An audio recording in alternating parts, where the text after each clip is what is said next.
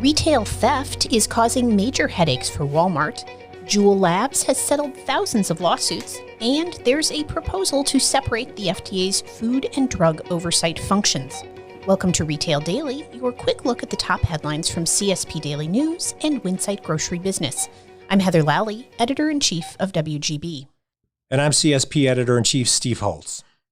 Rising in-store theft that's often going unchecked by local law enforcement could force Walmart to raise prices or even close some stores, CEO Doug McMillon told CNBC on Tuesday. The comments made by the CEO of the country's largest retailer echo those made by Target CEO Brian Cornell last month, who noted that the retailer has seen a significant increase in organized retail crime across our business. Year-to-date inventory shrink has reduced Target's gross margin by more than $400 million compared to last year, with an expected total loss of more than $600 million for the full year. Vape company Juul Labs says it settled thousands of lawsuits this week via a consolidation of claims in U.S. District Court in California. The resolution, reached in the federal multi-district litigation, covers more than 5,000 cases brought by about 10,000 plaintiffs against Juul Labs and its officers and directors. While not offering details, Juul said these cases come from a variety of groups, including personal injury, consumer class action, government entities, and Native American tribes. FDA Commissioner Robert Califf says he will evaluate an expert panel's recommendations to bolster the agency's human foods program, including proposals to separate food and drug oversight functions. The nonprofit Reagan-Udall Foundation released its operational evaluation of the Human Foods Program report on Tuesday. The panel examined the FDA's culture, structure, leadership, and resources and made suggestions to sharpen the agency's regulatory function, tighten state and local government ties, and better secure the nation's food supply. Consumer shopping behavior changed markedly in 2022, driven by inflationary pressures, changing technology, and more. With 85% of consumers being either very concerned or extremely concerned about inflation, 76% of shoppers have changed the way they buy food, and 66% are a lot more mindful of how their money is being spent, according to recent research. Read more about how grocery shopping habits shifted this year in WGB's latest end-of-year recap.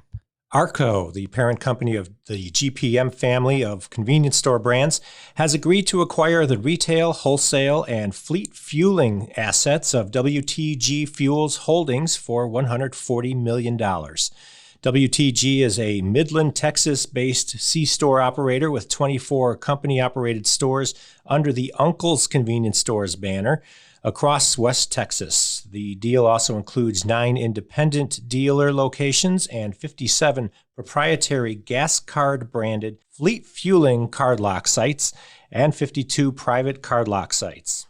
Grocery store bakeries hit hard by the pandemic are on the rise again, according to a first-of-its-kind report released this week by FMI, the Food Industry Association. In-store bakeries have seen an almost full recovery compared to 2019, and dollar sales are up 21.3% compared to pre-pandemic. Bakery unit sales are up 7.4%, and dollar sales are up 14.3%, the report found. Casey's General Stores enjoyed an excellent second quarter, reporting a 7.9% increase in inside same-store sales compared to the prior year. Fuel gross profit increased 22.7% to $284.4 million compared to the prior year.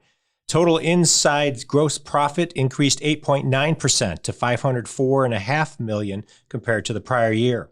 The numbers were reported during the company's 2023 second quarter earnings call, December 7. Wholesaler United Natural Foods reported net sales for the first quarter of the company's fiscal 2023 increased, primarily driven by inflation and new business. Net sales for the company's fiscal first quarter, which ended October 29, were up 7.6% year over year to $7.5 billion. Net income dipped 13.2% versus the year-ago period to $66 million, the company announced Wednesday. BJ's Wholesale Club will open its 15th location in Virginia on Friday, bringing the retailer's club count to 235 stores across 18 states. The 105,000 square foot club store includes a BJ's gas location, and it's been a busy year for store openings for BJ's as it has opened new stores in New York, Ohio, and Indiana in 2022. Tobacco retailers and wholesalers both report smokeless nicotine sales remain strong. In Goldman Sachs' third quarter nicotine nuggets survey, the segment is led by modern oral nicotine brands Zyn and On. Retailers remain optimistic about this segment, saying volumes increased by about 10% year over year in the third quarter. And that will do it for today's episode of Retail Daily. Subscribe on Apple Podcasts, Spotify, and more for your daily dose of retail news. For more on these stories, visit CSP Daily News or winsightgrocerybusiness.com. I'm Steve Holtz. And I'm Heather Lally. Have a great day.